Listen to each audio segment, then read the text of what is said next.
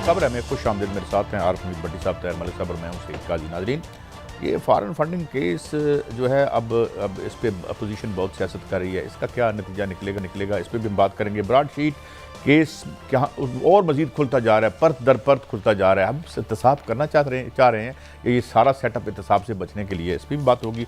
और गुज़श्ता 6 माह में लिया गया रिकॉर्ड कर्जा किधर गया और क्यों हम जो है अभी तक कर्जे की दलदल में धंसते चले जा रहे हैं, और फिर जो बाइडन की सदारत में पाकिस्तान को किन चैलेंजेस का सामना होगा। बड़ी साहब अभी थोड़ी देर बाद हमारे साथ इत्तेज़ाज़ अहसन साहब भी होंगे। मगर ये जो फॉरेन फंडिंग केस है, मुझे यूँ नहीं लगता कि स्टाम एंड टी का चाय की प्याली में तूफान है। बिस्मिल्लाहिर्रहमानिर्रहीम। देखें कैसा नहीं, चाहे में पहले तो एक फ़राड तो है, एक धोखाधड़ी तो हुई है। इसमें मुख्तलिफ माहिरीन, अब एतजाज़ सब आ रहे हैं, वो एक सनद रखते हैं। फॉरेन फंडिंग हुई है तो उसका पता चलना चाहिए किसको किया, किसने किया। अगर वो प्याली में तूफ़ान है तो इलेक्शन कमीशन 6 साल से उसको क्यों गले में तोक लगा कर ढोल बजा रहा है? उसका फैसला कर देता भाई इसमें कुछ फैक्ट नहीं है, मैं इसको ख़त्म करता हूँ। अगर बिल्कुल ही माइनर केस है तो इसका मतलब है ना इलेक्शन कमीशन नहलों का उस्ताद है कि वो 6 माह में एक मामूली से 6 साल में फैसला नहीं कर सका। कई सब गुजारिश ये है कि बदकिस्मती है, हुकूमतें बदलती रहती हैं, चेहरे बदलते रहते हैं, अवाम के साथ नाइंसाफ़ी का ज़्यादती वैसे ही रहती है। आज भी मैं आपको ईमानदारी से कह रहा हूँ, इसमें कोई सच नहीं कि पीपल्स पार्टी और नून लीग ने अरबों रुपए लूटे हैं। कोई हकीकत नहीं, झूठ नहीं है, मुझे नहीं कोई डाउट किसने लूटे हैं, मैं नाम नहीं ले रहा, मगर कोई पकड़ना नहीं चाहता नहीं। लेकिन आज भी वो सिलसिला जारी है। जो ब्यूरोक्रेसी ने पंजाब में लोगों की जिंदगी तबाह कर दी है। मैं माफी चाहता हूँ, एतजाज़ हसन हमारे साथ है। एतजाज़ साहब अस्सलाम वालेकुम।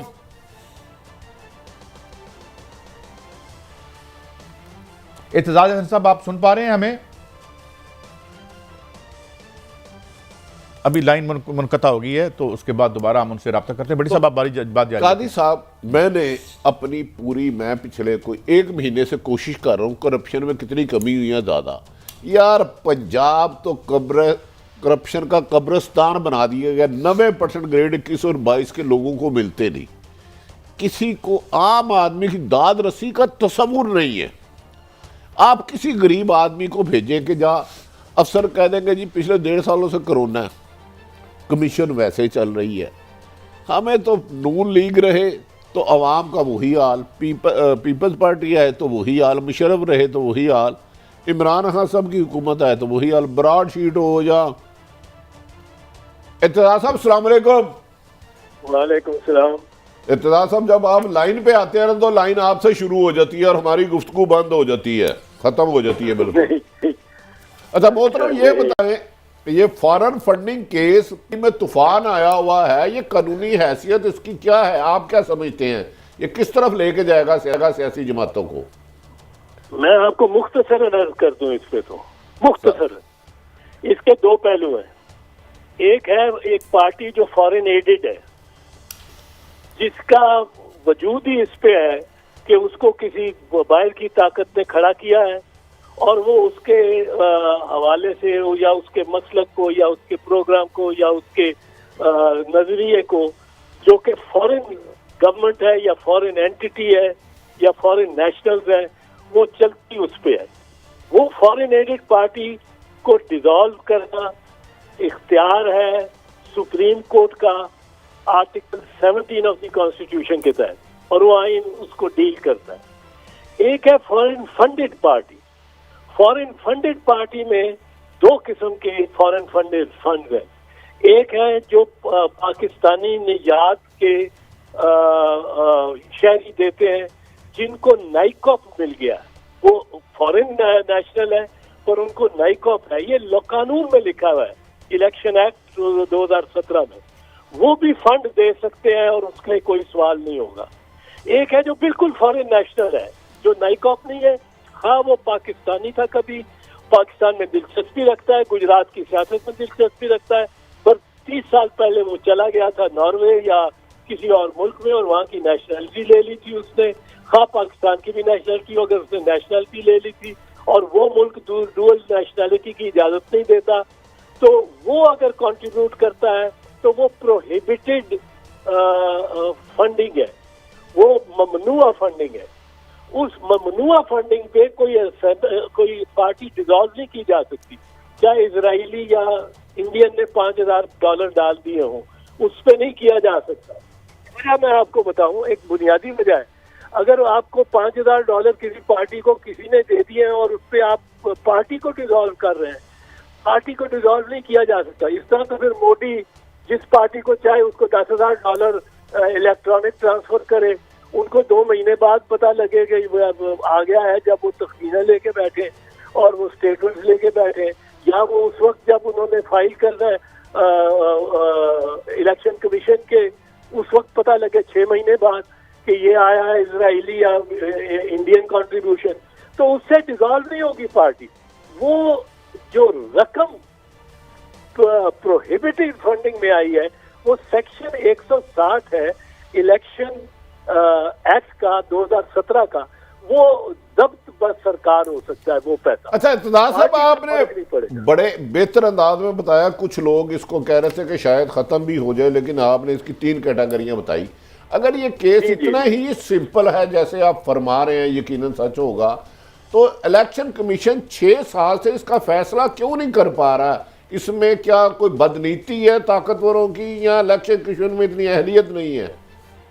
देखिए मैं आपको एक चीज बताऊं, गौर नहीं करते, सोचे बयान दे देते हैं असेंबली डिसॉल्व, ये पार्टी डिसॉल्व हो जाएगी। एक साहब है बड़े मोतबर कानूनदान, वो हर चैनल पे, कोई 4 चैनलों पे आए हैं और मैं उनकी इज्जत करता हूं, पर वो यही कहते हैं कि जी अगर कोई $100 $300 भी निकल आए कंट्रीब्यूशन किसी की, तो वो पार्टी डिसॉल्व हो जाएगी। वो पार्टी डिसॉल्व करना आसान काम नहीं है भाई साहब।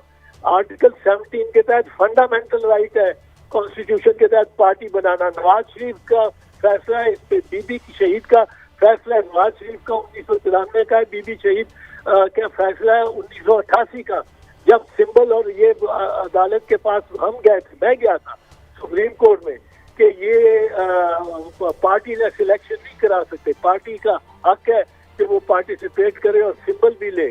तो 1988 की इलेक्शन से पहले हमने वो पार्टी वाला रिस्टोर कराया था, उसमें सुप्रीम कोर्ट के जजों ने ये फैसला सुप्रीम कोर्ट ने दिया हुआ है।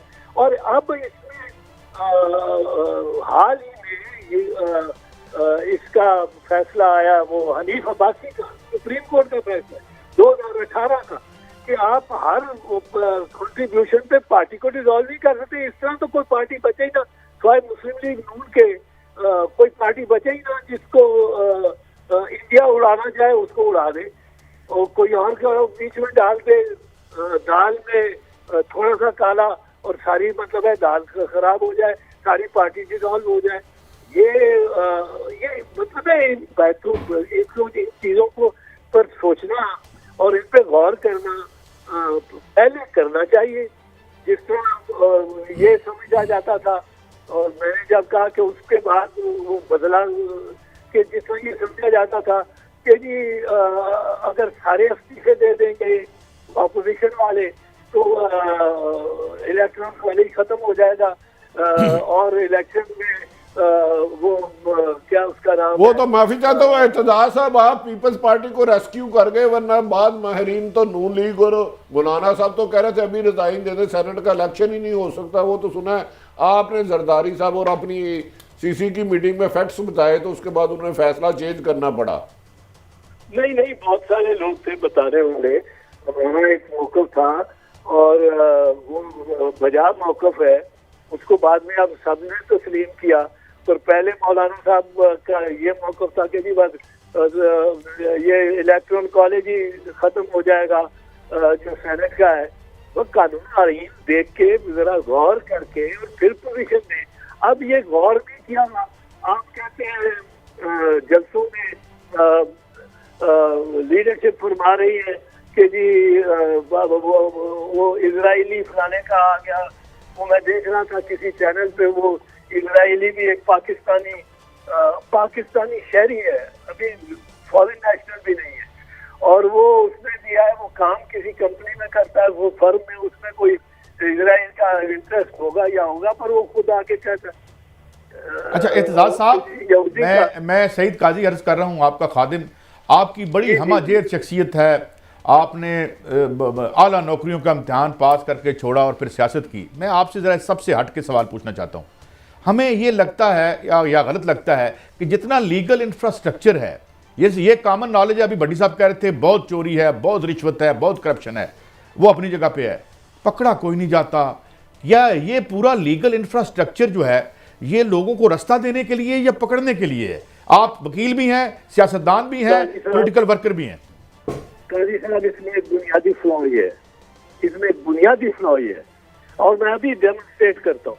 हमारे यहाँ माहौल ही ये बना दिया गया है, अभी मैं डेमोन्स्ट्रेट करने लगा आपको अपने 1-1.5 मिनट। माहौल ही बना दिया गया है कि सियासतदान जा रहे हैं सारी बुराई की। आज कल एक एडवर्टीजमेंट चल रहा है, अभी मैं इस पे जरा इसकी रेलेवेंस बताऊंगा। अभी आप इश्तेहार आपके टीवी पे भी करता है। एक बच्ची है, वो बालों को संभाल रही है और वो तकरीरें कर रही है, तो उसको एक किसान बड़ा फ्लर्टेशियस वे में कहता है कि दीदी आप अपने बालों का ख्याल करो, ये गंदी सियासत अब से छोड़ो। ये आपका इश्तेहार है, ये गंदी सियासत, ये इसलिए कुछ नहीं होता। मैं आपको एक चीज बताऊँ, ये मिसाल के तौर पे ब्रॉडशीट का यहाँ केस ले लें। ब्रॉडशीट में वायदा ब्रॉडशीट के साथ किसने किया? वो एक चेयरमैन नायब कौन था? हम कहते हैं जी उस वक्त हुकूमत में कौन था चेयरमैन नायब? कौन था? जनरल अमजद। जिस वक्त उसको तंसीस किया 2003 में, चेयरमैन कौन था? जनरल अमजद। जिसको तो उसके बाद जब उसमें सेटलमेंट एक हुई, उस वक्त चेयरमैन कौन था? जनरल हफीज। उस सेटलमेंट को जब नैब ने नहीं उस पर अमल दरामद किया, उस वक्त चेयरमैन कौन था? जनरल शाहिद नवीज। उसके बाद जब उसने दावा किया ये ब्रॉड और उसको एक पेमेंट की $3.5 मिलियन की एक सेटल करने की, वो जिमी जॉयस से कर दी, जिमी जेम्स के साथ, बजाय मुसवी के करने के। एक जाली दूसरी ब्रॉडशीट कंपनी कोलोराडो में, ये आइल ऑफ मैन की कंपनी थी जिससे फायदा चाहता था, कोलोराडो की एक ब्रॉडशीट कंपनी आ गई, उसको उन्होंने पेमेंट कर दी जिसका ताल्लुक ही नहीं था। वो कब हुआ? जब एक ब्यूरोक्रेट इख्तियार में थे। उसके बाद उसकी जब डिग्री आई सर एटकिंस की, सर एंथनी एवंस की, कौन चेयरमैन था? चेयरमैन मोहम्मद मियां सुमरो साहब थे, जो कि एक जज थे। उसके बाद जब वो उसने दावा किया और उसको डिग्री मिली 2016 में, तो चेयरमैन कौन थे? फसी बुखारी साहब, या वो जा चुके थे, ये मोहम्मद मियां सुमरो थे, फसी बुखारी थे, ये उल्टा मैं कर गया। अब इस तरह आप देखें तो आजकल जो ये हुआ है कि उसको पेमेंट हो गई है। चेयरमैन कौन है? जावेद इकबाल। कोई इनका नाम लेता है, कोई एक प्रोग्राम टीवी में आ रहा है कि कौन सा चेयरमैन उस वक्त, और सियासतदानों को सारे पड़ जाते हैं, इसको पकड़ो उसको। उनको जरा आप पहले कचहरे में खड़ा करें, सियासतदान को भी जरूर लाए, बिल्कुल लाए। मैं कोई इस्तेमाल नहीं मांगता किसी सियासतदान के लिए, नवाज शरीफ को भी, जरदारी को भी, हर एक को ले आए जो है। अच्छा एतजाज साहब, एक और सवाल आपने बिल्कुल वाजे कर दिया, बिल्कुल वाजे कर दिया। प्राइमरी ड्यूटी किसकी थी जिसका नाम ही नहीं आता? हम नहीं लेते नाम। किसी ने जनरल शाहिद अजीज का नाम लिया, किसी ने जनरल हफीज का नाम लिया। लेकिन एतजाज साहब, एक ज़िमनी सवाल, नाम लिया। एक ज़िमनी सवाल मैं करता हूँ, एक ज़िमनी सवाल। सिफारिश इनके ये निगोशिएट करते रहे, ये सारी फीस जाके मुसवी को मिला है लंदन में, इसमें निकला है, इसमें आया है। इत्तेदाद साहब, सुना है अब से कुछ अर्सा पहले भी किसी अहम लोगों का नाम आया कि वो भी जाके मूसवी को मिले हैं, इस किस्म की भी इतला आपको है?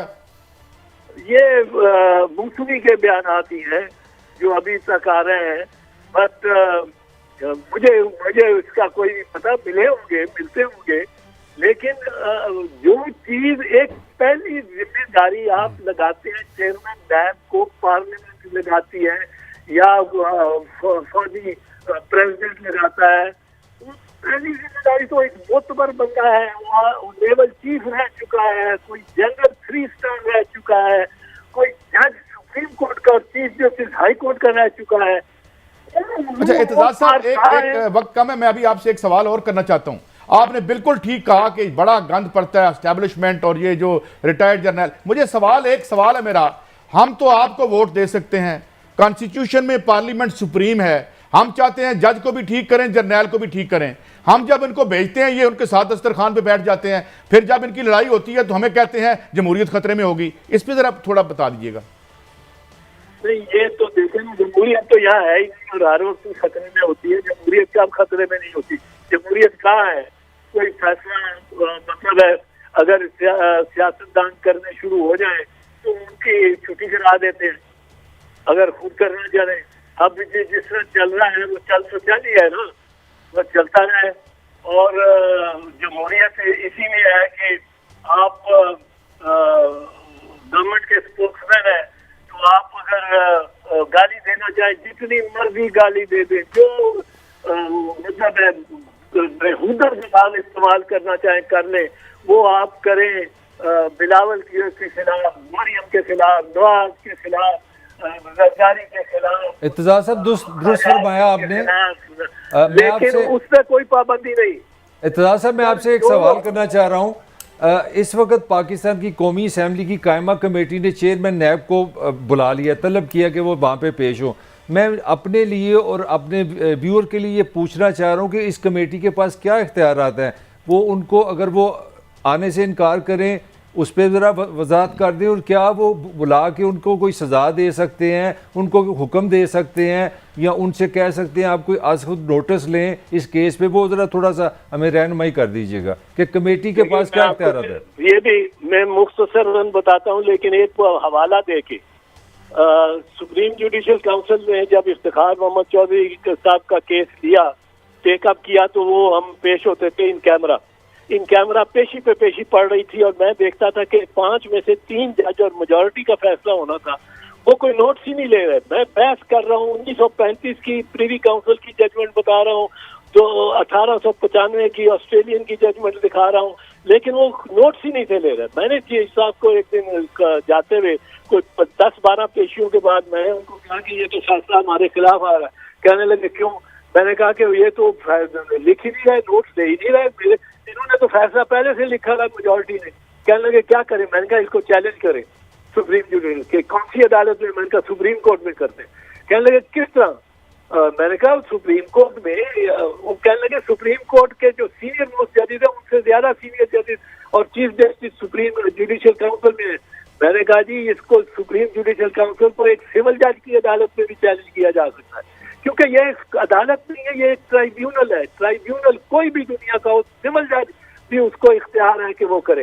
इस केस में सिविल जज वाला इख्तियार है पार्लियामेंट को, जो इंतहाई इख्तियार है। उसमें तलब कर सकता है, CPC में लिखा विटनेसेस को जिसमें तलब कर सकता है, उनको सजा दे सकता है, तो सिविल जज दे सकता है अगर विटनेस में आया उसके तलब करने पे, और उसको सजा दे सकता है। ये कमेटी को वही इख्तियार है CPC में, उसको सजा देके जेल भेज सकता है जब तक वो कोऑपरेट न करने को तैयार हो और डॉक्यूमेंट पेश न करने को तैयार हो, जो वो बुला सकते हैं। लेकिन ये पार्लियामेंट करेगी, सिविल जज की तो किसी की हिम्मत नहीं होनी, और पार्लियामेंट करेगी तो पार्लियामेंट पे एक नजरा गिर जाएगा, पहाड़ गिर जाएगा कि ये किस तरह किया है। ये चेयरमैन नैब को बुला लिया है जो सुप्रीम कोर्ट के जज रहे हैं। बहुत शुक्रिया एतजाज हसन साहब, आपने हमें एनलाइटन किया, और जाहिर है आप एक बड़ा माइंड, यानी दोनों हवालों से, सियासत के हवाले से भी और कानून के भी हवाले, इतनी मोतबर आवाज़ क्या होगी। मगर भट्टी साहब मेरा सवाल आपसे यही है, क्योंकि बड़ी आज अहम बातें उन्होंने पॉइंट आउट की हैं। हम ये मानते हैं कि एस्टैब्लिशमेंट एक्सेस करती रही है और करती है, ये मान लेते हैं, उनके लोग को पकड़ा जाना चाहिए। मगर हम जो लोग वोटर हैं, हम तो एक MNA भेज सकते हैं, एक प्राइम मिनिस्टर भेज सकते हैं कि जाओ यार इन सबको ठीक करो। देखिए काजी साहब, थोड़ी सी आज इत्तेजाज साहब ने बड़ी क्लियर बातें की। बाज़ लोग आईनी माहिरीन खुद फरमाते थे, जैसे इत्तेजाज साहब ने कहा कि कुछ लोग हैं कि जी ये इलेक्शन कमीशन जमात बैन कर सकती है, अरकान असम्बली ख़त्म, उन्होंने कहा नहीं है। इसका मतलब है कि कानून में भी कई राय हैं, जिन्होंने पहले कहा वो भी है, दूसरा इन्होंने कहा। लेकिन इन्होंने ठीक फरमाया कि आप सियासतदानों को तो बदनाम कर रहे हैं। उस वक़्त तीनों चारों मामला तो एक्स जर्नैल थे, लेकिन मैं जर्नैल और जज पे इसलिए शिकवा नहीं कर सकता कि मेरा नुमाइंदा, मेरे मुल्क का चीफ सेक्रेटरी मेरा मुंतखब वजीर आज़म है। अगर वो मार्शल है तो मैं यकीनन उसके खिलाफ आवाज बंद कराऊंगा, लेकिन मेरे वजीर आज़म की असल जिम्मेदारी है जहां जहां आईनी वायलेशन हो रही है, किसी की हक तलफी हो रही है, फ्रॉड किया जा रहा है, वो कोई इदारा बेहतर करे, कोई इदारा भी हो, कोई भी इदारा। हाँ। सारे इदारे, चीफ एग्जीक्यूटिव मुल्क का तो प्राइम मिनिस्टर है ना, अगर वो नहीं करता तो अपने फराइज से गाफिल है, गफलत करता है, उसका मुर्तकब है, उसे उस ओहदे में रहने का हक मैं नहीं एक है। सवाल और करता हूं आप दोनों से, पहले आपसे और आपसे। हाँ, वो तो ये कहते हैं हमारे हक में इस वजीर आज़म को घर भेज दो, हमें ले आओ। बताएं जी काजी साहब। मेरी तो समझ से बाहर, आप मुझे तो पता नहीं यार ये ना अंडा पहले है ये मुर्गी पहले, मैं खुद कंफ्यूज हूँ। अगर ये जमहूरियत है तो मुझे तो यही किसी ने बताया था कि पार्लियामेंट सुप्रीम होती है। मेरी हुकूमत ने आज तनकीद की है कि आपने क्यों बुलाया चेयरमैन को। हमारे वजीर इतलात गलत की नहीं, मेरा पॉइंट वही मैं कह रहा हूँ ना, भट्टी साहब वाला, जिनसे मैंने पूछ रहा था, मुझे तो यही पता कि मैंने वोट डाला है और वोट का मतलब है मेरी ताकत का सरचश्मा मेरी पार्लियामान है। पार्लियामान पे मेरा वफाकी वजीर ने तनकीद किया, उसने कहा है कि हमने जो कमेटी बनाई है वो 25-30 दिनों में कुछ ना कुछ आपको बता देगी। चेयरमैन को बताने की क्या ज़रूरत है, उसको बुलाने की क्या ज़रूरत है। इत्तेजाज साहब फरमा रहे हैं कि आप उसको सजा दे सकते हैं, आप उसको तलब कर सकते हैं, जो वो बता रहे हैं। तो मेरा ख्याल है हमें कहीं ना कहीं हमें जमहूरियत के शायद इस मुल्क में जमहूरियत नहीं है या पार्लियामेंट साहब मैं आज थोड़ा सा दोनों तीनों बात इस पे डिस्कस करते हैं। इस मुल्क में जमहूरियत भी नहीं है और कानून भी नहीं है। मैं माफी चाहता हूँ, एक तरफ आप अपनी बात याद रखेंगे, मैंने ब्रेक पे जाना खत्म कर लें। सिर्फ इत्तेजाज साहब ने बहुत क्लियर कट कह दिया, लेकिन उन्होंने कहा ये इसको चेयरमैन नैब को सजा भी दे सकते हैं। दूसरी तरफ ब्लाक और जवेद लतीफ जो नैब में अरबों रुपए की करप्शन किस बात पे काजी साहब मुझे ठहर जाए ना, मेरे खिलाफ अरबों रुपए के फ्रॉड का जाली केस है, फेक है, लेकिन मैं कह रहा हूं ये ताहिर मलक जज साहब ये मुझे बुला रहे हैं, मैं इनको हथकड़ी लगवा सकता हूं। मेरा ख्याल यार बस करो। भट्टी साहब ने बात क्लियर कर दी, जिसके ऊपर खुद उसने 7 अरब जो है वो खाया बकौल नैब के। जब वो आपको बुलाएगा तो इंसाफ कहाँ होगा? हमें वो भी मारेंगे, ये भी मारेंगे, कभी एस्टेब्लिशमेंट से जूते खाएंगे, कभी इनसे खाएंगे, जब तक हमारे रियल नुमाइंदे असेंबली में बैठ के हमारे मफाद का तहफ़्फ़ुज़ नहीं करते, माल बनाना बंद नहीं करते। एक ब्रेक के बाद बहुत अहम खबरें। Welcome back. अच्छा, अब हम मौज़ूआत तो भट्टी साहब और मलिक साहब हमारे डिफरेंट होंगे, लेकिन जो बात अभी इत्तेजाज साहब ने बिल्कुल ठीक बातें की कि जनाब ये जो उसने जर्नैल लगाए थे, उसने परवेज़ मुशर्रफ ने, और वो ज़िया उल हक का मामला, अयूब खान का मामला, ये सारी हम तो नहीं कहते, मगर सवाल ये है कि हम कहाँ जाएं। मिसाल के तौर पर भट्टी साहब, हमारी रोज़ाना बिजली महंगी हो रही है, हमारे रोज़ पेट्रोल महंगा होता है, ये इनको कौन देखेगा? हम रोज़ाना ये जो फौज इस्टेब्लिशमेंट और पॉलिटिकल लड़ाई में हम किधर जाएँ? काजी साहब देखिए, इस्टेब्लिशमेंट की इंटरफेरेंस है, एक कड़वा सच है, कोई नहीं मानता, उसकी मर्जी। ज़िया उल हक की पैदावार कौन है, मुशर्रफ की पैदावार कौन है, एक पूरी हिस्ट्री लिखने वाले कितनी हिस्ट्री को आप मसक करेंगे। लेकिन गुजारिश ये है कि हर रोज़ बिजली के बम क्या इस्टेब्लिशमेंट गिरा रही है, ये हुकूमत गिरा रही है ना मुंतहिब। गैस के बम, पेट्रोल के बम, मर तो गरीब रहा है। ये अभी जैसे इत्तेजाज साहब कह रहे थे, एक बच्ची है, उसका माँ बाप दोनों अल्लाह बेचारा रुखसत हो गया, वो सक्सेशन सर्टिफिकेट होता है, उसके लिए साल हो गया वो अदालत में धक्के खा रही है। पाकिस्तान की सबसे बड़ी करप्ट ब्यूरोक्रेसी ग्रेड 21-22 के जो इस वक्त अफसर है, ये आपने पंजाब में हमें मुसल्लत कर ली है, और हम जाएं कहाँ, हम किसके पास जाएं? काजी साहब चलो ये कहते हैं जी इस्टेब्लिशमेंट को बुरा कहता है, कोई पॉलिटिशियन को कहता है, कोई किसको कहता है, अवाम की दाद रसी कहाँ होगी? मेरा सवाल ले लें। अगर इस मुल्क में कोई मौज कर रहा है, तो चाहे वो ब्यूरोक्रेट किसी हो, टॉप मिलिट्री ब्रास हो, या आपकी ये जो ब्यूरोक्रेसी 21-22वें ग्रेड की है, या हमारे बहुत कामयाब जो बिजनेसमैन सियासतदान हो, मुझे तो लगता है इन्होंने मिलकर हमारे ऊपर हमला कर दिया है। वो हमला हो चुका है। मैं 2-3 चीज़ें आपको बता दूं। जुलाई से दिसंबर तक 5.7 बिलियन $, तकरीबन ये बात है 900 अरब रुपए का कर्जा इस हुकूमत ने लिया। और मैं आपको एक लतीफ़ा सुनाऊं, उस पर आपने हंसना नहीं है। वज़ीर बिजली ने आज अनाउंसमेंट किया कि हम मजबूर हो गए हैं, ₹1.95, ₹2 हम बिजली बढ़ाने लगे। लतीफ़ा ये नहीं है, लतीफ़ा पता क्या, उन्होंने कहा है कि ये जो पिछली हुकूमत थी ना, इन्होंने माइनिंग की हुई थी, ऐसे बम्ब लगा के गए हैं कि हम फंस गए हैं। खुदा की कसम, सुनवा दूं आपको उन्होंने क्या कहा है? वो मेरा फिक्र आप ले लें। उस हुकूमत का वजीर कौन था? यही मेरा वजीर बिजली। इससे पहले कौन सी हुकूमत थी? काफ लीग, उसमें कौन था वजीर? मेरा यही वजीर बिजली। आज कौन है? पीटीआई में वही बंदा। एक बंदा हर हुकूमत में कह रहा है पिछली हुकूमत ने महंगी कर दी। मुझे इसका जवाब दे अर्ज करूंगा। कह रहे हैं दूसरी हुकूमत ने माइनिंग लगाई हुई। वो कह रहे हैं सारा नून की वजह से हो रहा है, जिसके ये वजीर ये रोना हम सुन के तंग, मेरे तो कान पक गए नहीं उसके जाने से पहले। भाई माइनिंग उन्होंने क्या की थी? एमक्यूएम ने उन्होंने मिला के दिया आपको, पुरानी हुकूमत ने, काफ लीग ने आपको साथ मिला के दी है।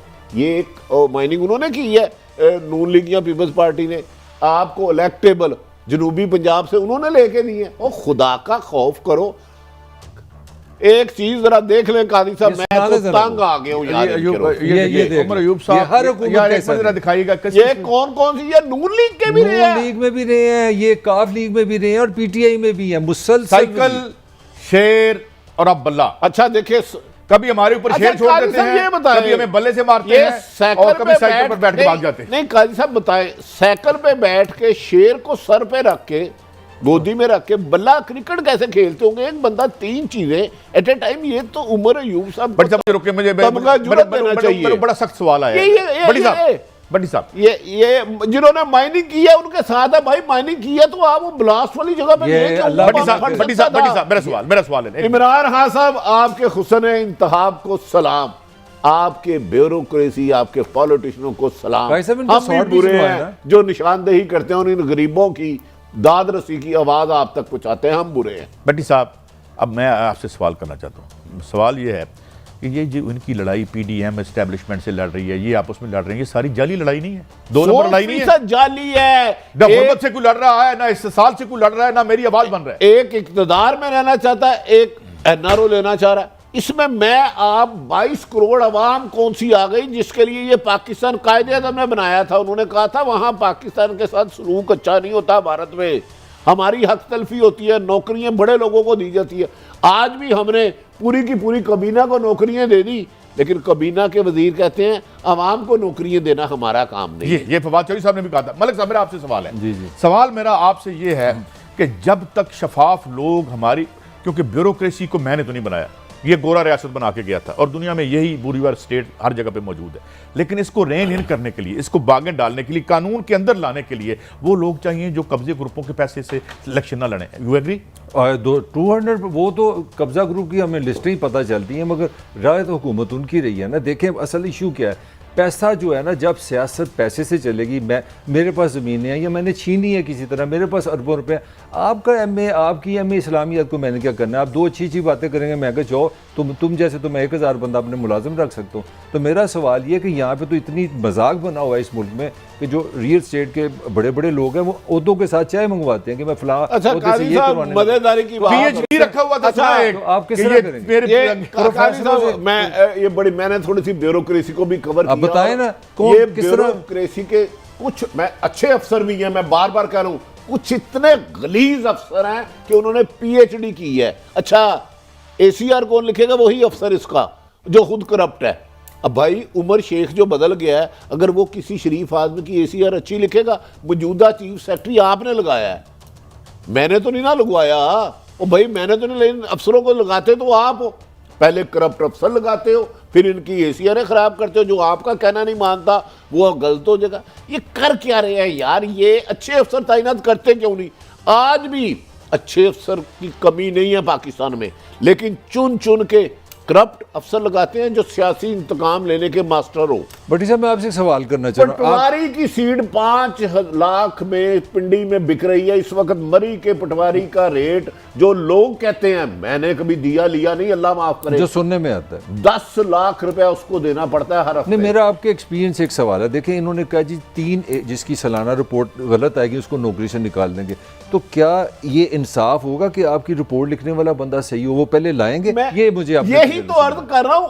अफसर भी इन्होंने लगाना है, जिसने रिपोर्ट लिखनी है उसकी भी उसने लिखनी है, उसको 3 जगह काउंटर चेक करना है। और भाई मुझे ये बता दे, आप ये जो कानून ला रहे हैं, इन पे जो आपने अफसर की जिसकी एसीआर लिखी जाएगी वो भी आपने तैनात करना है, जिसने लिखनी है वो भी तैनात करना है, जिसने काउंटर साइन करना है वो भी आपने तैनात करना है। अच्छा बड़ी साहब, जो काबिल इज्जत लोग हैं, मोतबर लोग हैं, हम उनको सलाम करते हैं, जो हर शोबे में दयानतदारी के साथ जिंदगी बसर करते हैं। बेशक वो इस कौम का सरमाया है। मैं माफी चाहता हूं, मेरा सवाल ये है कि जब एक कल का बच्चा किसी हुक्मरान का बेटा या भतीजा बिठा के एक ग्रेड 21-22 के बंदे का इंटरव्यू करके कहेगा मैंने तेन लाना होए, तो फिर वो करप्टी लगाएगा और वो भी करप्शन ही करेगा। नहीं तो ग्रेड 22 के अफसर को गैरत इज्जत हो तो वो के दोनों को हो। सियासी सिफारिश नहीं लेनी, मैं अगर रिजर्व करता हूं तो लगाएं और फैसला बाद में मैं करूंगा मैंने सूबा या जिला या रेंज कैसे चलानी अच्छा, है। साहब, जब एक अफसर बदलता है क्या होती है? 10 लाइन में लगे होते हैं, माल्क बनाया जाता है, ल्यूक्रेटिव या पोस्ट लूट मार इस्तेलाह की जा बन गई। अच्छा कादी साहब, आप मुझे एक सर्वे करें दोनों,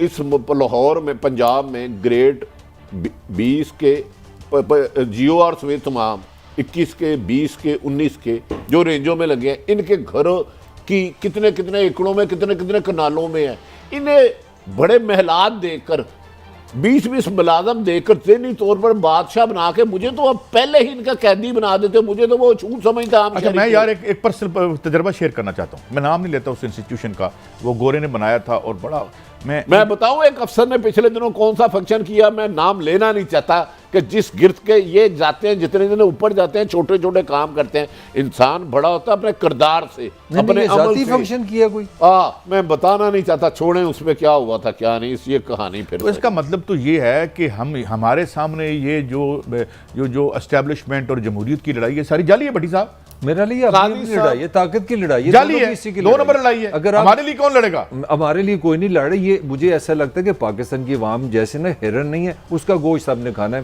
अच्छा भट्टी साहब, ब्रेक आपसे बात ब्रेक आपकी कहीं आपने सुना किसी ने कहा मेरे गांव में पानी साफ नहीं आ रहा, किसी MP अल्लाह करे ऐसा को वक्त आ जाए कि स्कूल अच्छा नहीं है जहां मेरे बच्चे भी पढ़ सके, कोई अस्पताल नहीं उनके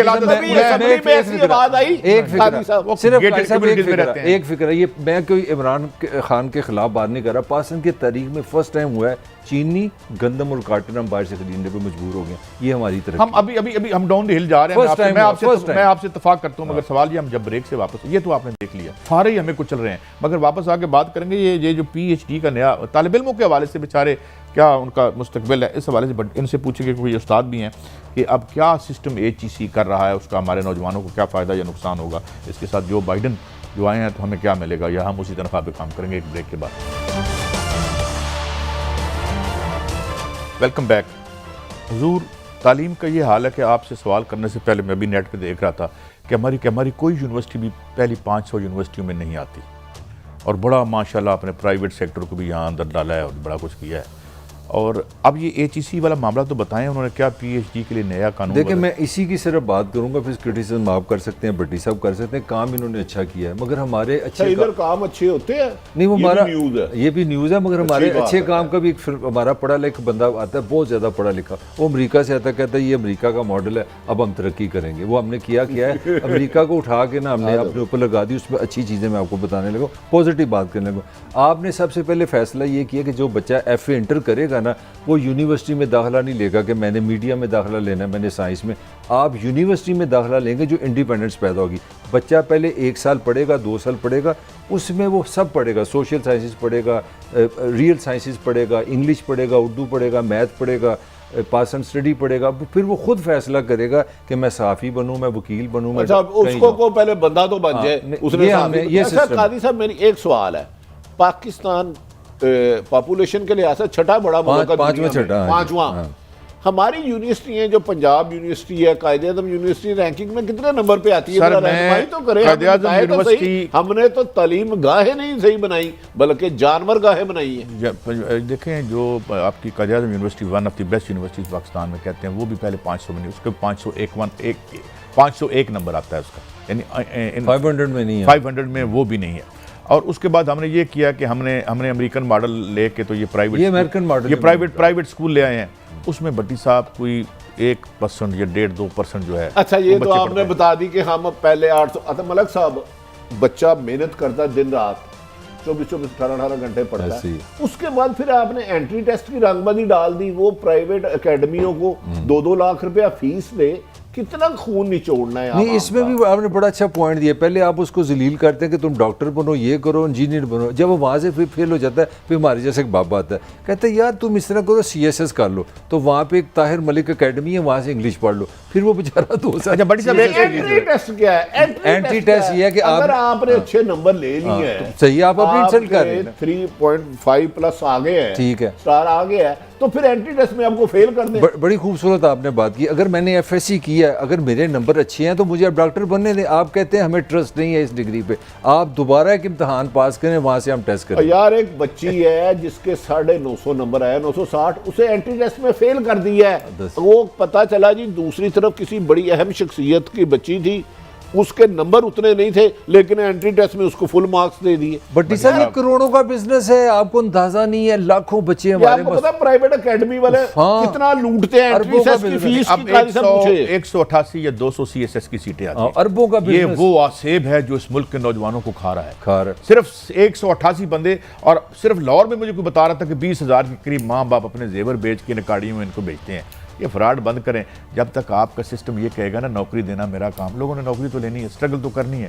माँ बाप चाहते हैं उसके बच्चे का मुस्तकबिल ठीक हो। अच्छा, मगर इस निज़ाम में सिर्फ उन बच्चों का मुस्तकबिल ठीक हो सकता है जिनके अब्बा जी या असेंबली में बैठे हुए हैं, बिल्कुल या ऐसे। वो ब्यूरोक्रेट है, या वो ताकतवर या वो ताकतवर है। इस मुल्क के गरीब आदमी का बच्चा से कहीं बताने नहीं, लगा। इसका दो है, या वो खरीद सकते हैं या वो डरा सकते हैं। इस मुल्क में मुस्तकबिल उन लोगों का। बट इस काई साहब, आप टीचर हैं इंग्लिश ला में, रहे हैं, आप बेशक। काई साहब, मेरा आपसे एक सवाल है, आप ईमानदारी से बताएं, CSS स्वाय इंग्लिश टेस्ट की और क्या है? आप स्वाय बच्चे की स्पोकन रिटन इंग्लिश के क्या टेस्ट करते हैं? इसके बाद एक और बात है, ये सारी उम्र पाकिस्तान CSS अपनी और अंग्रेजी यार के लिए बनाया है। मैंने जब MA अंग्रेजी किया, मैं जाती बात तो नहीं मैं करती उस हवाले से बात मैंने कर MA रहा हूं। अंग्रेजी किया तो मेरी मरहूम वालदा की बड़ी ख्वाहिश थी। उस वक्त कहते थे जो MA अंग्रेजी कर लेता है वो CSS जरूर करता है, और मैंने कभी इम्तिहान उसका नहीं। उसकी क्या वजह है? जब आप एक, माफी जाता हूँ, एक चवल से आदमी के पास पोस्टिंग के लिए करके बैठे हो बाहर, तो दफा करे उस तालीम को, उस डिग्री को आग मेरा लगाएं मतलब जो है आपकी सेल्फ रिस्पेक्ट ही नहीं है। बड़ी साहब, आप 36 जिले, 36 DPO, 36 DCO, chief secretary, IG, कोई एक बता दे जो हाथ बांधे बगैर पोस्टिंग लिए। हो सकता है 5-7 अल्लाह के बंदे हो। भट्टी साहब, मेरा लेकिन पॉइंट ये फॉलो majority- कर रहे हैं। भट्टी साहब, आप सरकारी, मेरा निज़ाम तालीम जो गवर्नमेंट का वो उर्दू है, CS आप इंग्लिश में लेते हैं, आप, मेरे बच्चे तो मैं निकाल यही दिया कह रहा आपने। हूं ना, आप CSS करके आ रहे हैं, मैट्रिक फेल आदमी आपका फैसला कर रहा है, पी कहता मैं तो पोस्टिंग नहीं, पहले ये है ना, उर्दू मीडियम का देखें ना, पढ़ाते सरकारी गवर्नमेंट जो स्कूल है वो उर्दू पढ़ाते हैं, इम्तहान आप इंग्लिश में लेते हैं। मेरा तो गर्दन मुझसे छीन लिया आपने। आखिरी लम्हे है भाईजान, ये जो रोज अब कहते हैं अब ये बाइडेन साहब आ गए हैं तुम्हारी जिंदगी ठीक हो जाएगी। हमें बाइडेन साहब के दौर में भी यहाँ लित्र मिलते हैं, कोई और भी आए, ये क्या फ्रॉड हम करते हैं? ये और लिटर वाले बधा लो, भावें लीडर जड़ा मर्जी आवे, और लीटर लाइन बस घट कर दो, ताड़ी मेहरबानी। हमें अमेरिका, आप एग्री करते हैं बड्डी साहब कि जब तक आप ये तबकाती निज़ाम तालीम, तबकाती निज़ाम इंसाफ, तबकाती निज़ाम तफ्तीश ख़त्म नहीं करते, कि आप जो है एक गिलास चोरी करने वाले की खाल उतार लेते हैं और 26 अरब वर्ग की इज्जत करेंगे, तो फिर क्या होगा? 1 अरब की बात की, हर चीज का हल है इंसाफ बिला इम्तियाज, हर खासो आम के लिए कानून की इम्प्लीमेंट। मगर आपकी शराफिया चाहे वो किसी हिस्से से रियासत के ताल्लुक रखती है, वो अपना एहतसाब नहीं करवाना चाहती। सर इसीलिए आपको तो अमेरिका फिर के ध्यान बेहतरी नहीं लगाते हैं ना, इसीलिए अमेरिका के ध्यान। काजी साहब, सिंपल सी बात है, जो ये बंदा अमेरिका में जो गंद पड़ा इसकी भी यही वजह है। नहीं, वो उसकी बात में जाते हैं, जो बंदा अपना घर ठीक नहीं ना कर सकता, ये मुल्क हमने ठीक करना है। अगर हमें ये गलत है हमें मुल्क अपना ठीक करना है, हम मुल्क के ठीक करने की बात आप फिर करेंगे। इजाजत दें, अल्लाह हाफिज।